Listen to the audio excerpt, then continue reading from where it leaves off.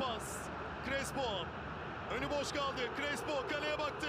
Crespo vuruyor ve gol! Koli sağdan attı, solundan geçti Salah'ın. Koli çevirdi içeriye. Borini döndü. Vuruyor ve gol! Borini kurtardı Salah'dan. Bıraktı Kouassi'nin önüne, karşı karşıya. Vurdu, gol! Kouassi topu yere. Lincoln sıyrıldı Salih'ten. Lincoln ortayı yaptı. Kafa vuruşu ve gol! İrfan Can'ın pası. Crespo elle oynama iddiası ve beyaz nok. Valencia geliyor. Vuruyor ve gol! Dreşević. Kouassi. Borini koştu. Onun önüne. Borini sıyrıldı. Yerde penaltı. Borini geldi.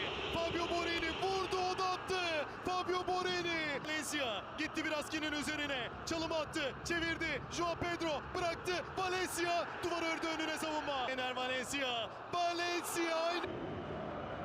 Caner ceza sahası içine. Kolkır havalandırdı. Bir kafa, gol! Çatağını başlatıyor. Atilla Salay. Batshuayi. Nefis top. Batshuayi. Kontrol. Batshuayi!